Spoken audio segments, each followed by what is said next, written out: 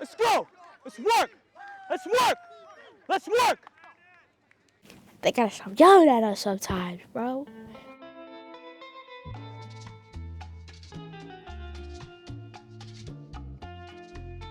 Mick, he's just like, he's that coach that really cares about you. He's that family coach to you. He looks out for every one of us. He wants good for us besides football. Like if you can succeed and go to and do something with football and go to the NFL, he just wants you. He'll let you do that. He just wants you to have a good education just in case in the NFL or football doesn't work for you. He just wants us to go to college and grow up to be good young men. Mick, man, that's my man. Love Mick, like a little brother to me. Known him for about, maybe a little over 2 years now. And we just clicked automatically, just clicked right off the rip. Do a lot for the kids, do a lot for the community. Yeah, so, yeah, Mick's the mayor. He's a great father. He's always been a great leader in our community. He's always been one to bring people together. I respect his perspective and what he brings to the community. Can you just come through, man? The real mayor of the streets, Mick Da Mayor. Gas me up, you heard, bro? Ain't nothing gonna be easy, man. You gotta fight for it, understood? Yes, sir. D, don't give up nothing. Don't give up nothing. Put this game away. I need you, yo, listen. I'm aggravated, dude. So on offense, better score. Okay. You hear him, bro? Yeah. Screen!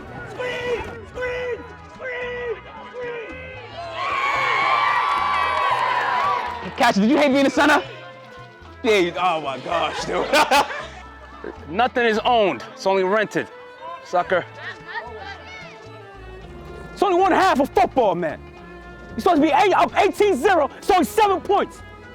Ain't nothing to be proud of yet, man. Yo, what's crazy is, bro? Yo, we don't got no cupcakes? Understood? Don't worry about the bugs, man. Get used to them, that's your partners. Alright, so if he's getting the ball, I just stay right here? No, if he's getting the ball, you got to block for him because he's coming up this way. Ah. All right? Biggest heart. Show him you got heart, Jules. Show him your heart. Push. How old you turn, man?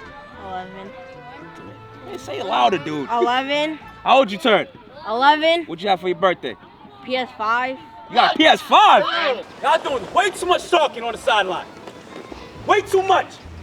You think because you're winning, you can just talk and do whatever, man? It don't go down like that, man.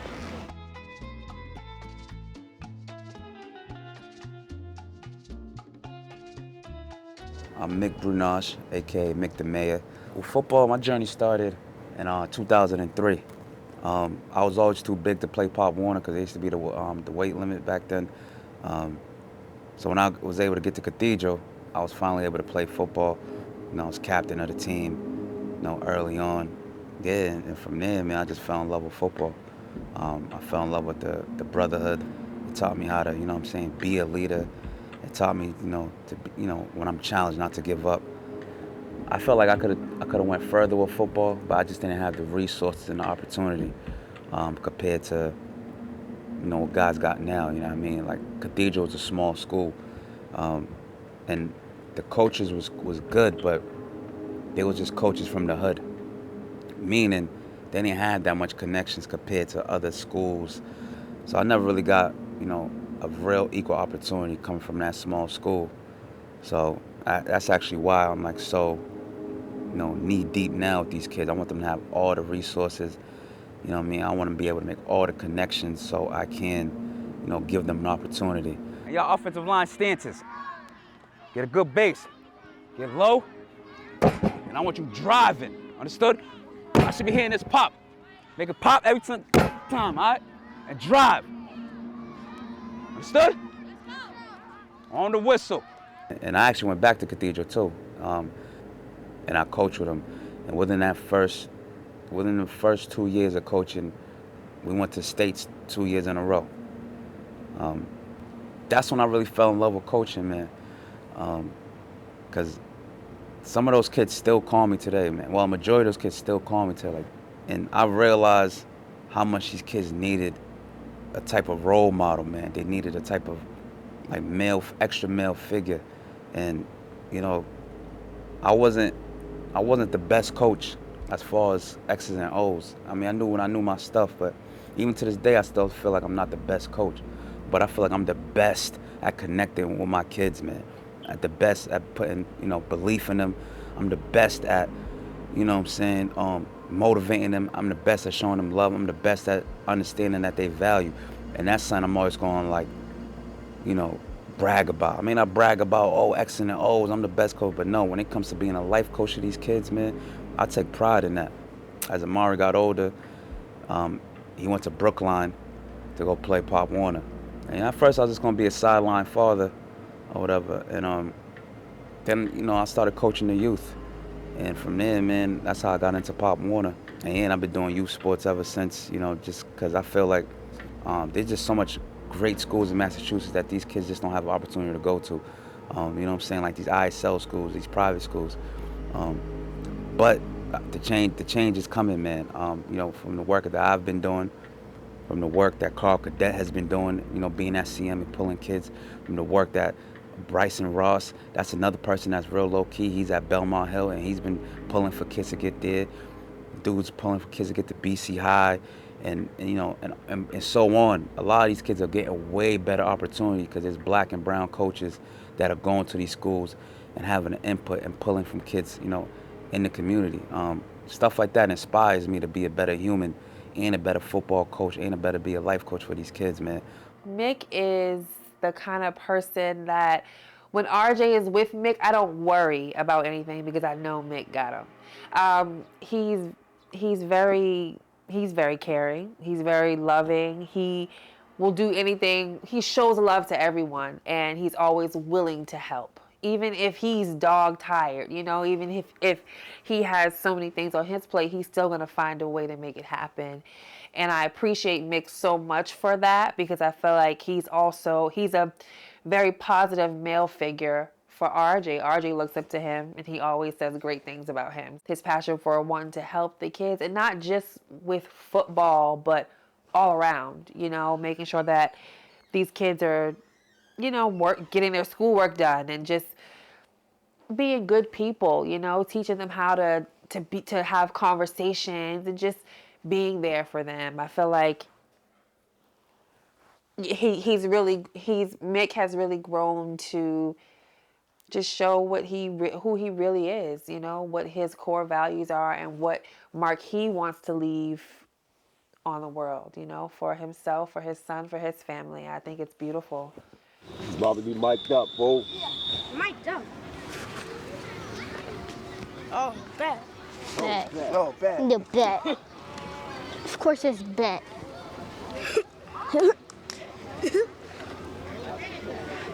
Amari. Like you said, he was gonna Moss X, you better do that. If you do that, Jade's gonna give you $5. Nobody out walking around in a green fanny pack, right? Yeah, you better take that off. Yeah. It's gonna make you Moss X. Yeah. But to watch this game.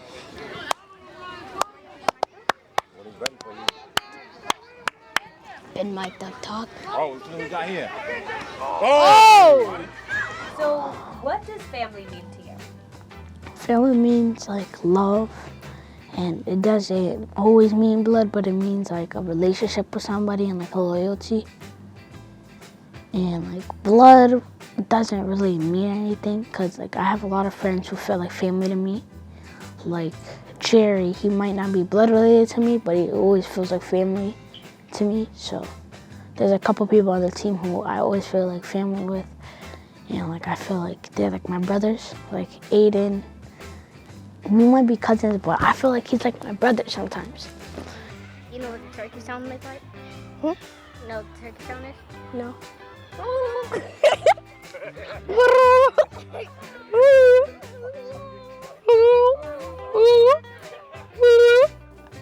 I met Aiden, Amari, and Nehemiah, but then like they're family to me, basically not blood, but from our hearts and stuff. So yeah, and they have my back.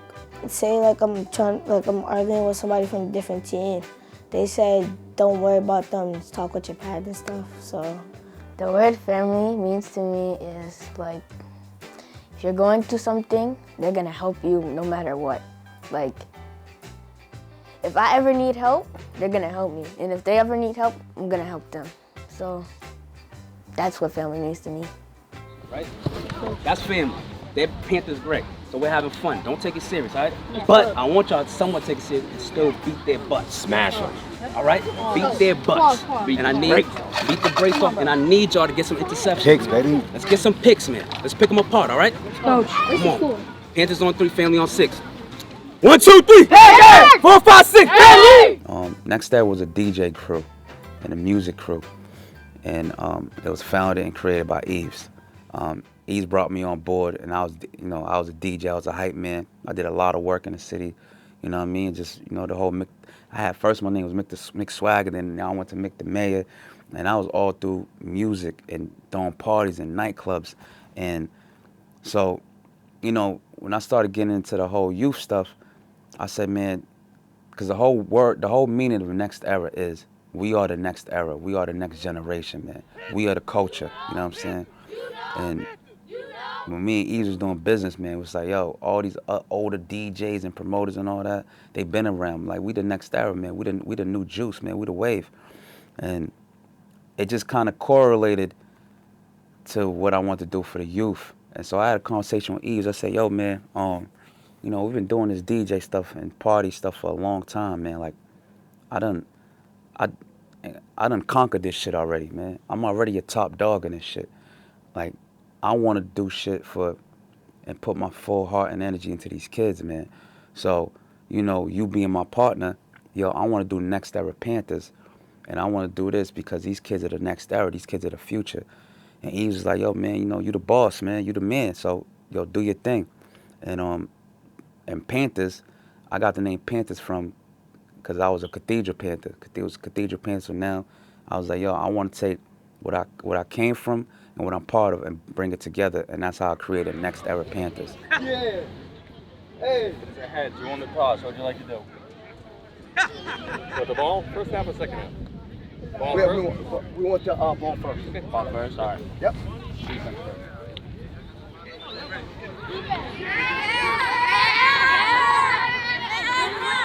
How y'all feel? How y'all feel? What time is it? What time is it? 1,000 else. 1,000 else. Where we go? Where we go? Where we go? Yeah.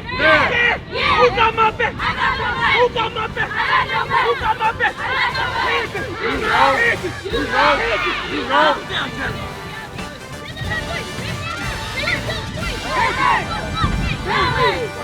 Sebastian. Jerry, purple. Boogie, blue.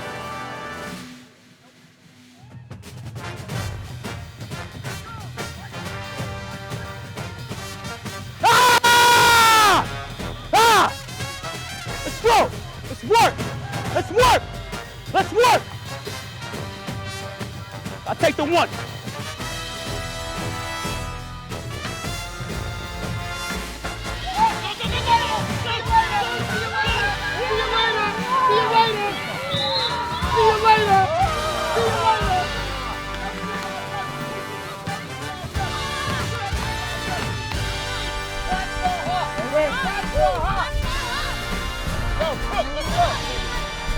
Listen, yo, this game's not over, understood? Another thing, you guys are not running your routes full speed, man. You're not running them full speed. Because if you're running your routes full speed, we would have been scoring on the first drive, understood? You gotta run your routes full speed, man. Every play you can't take off. I don't care if you're not getting the ball. If you're not getting the ball, you still need to run it full speed. There's a reason why you're running it that hard. All right, everybody line up. Jerry, send Aiden in motion, hand off to Aiden.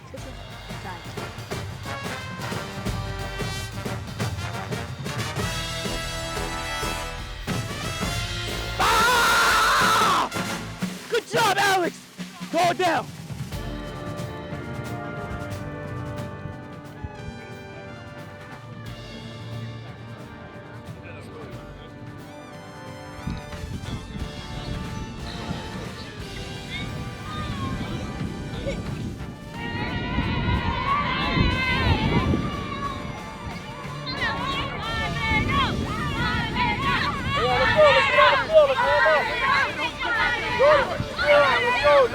take those pants off.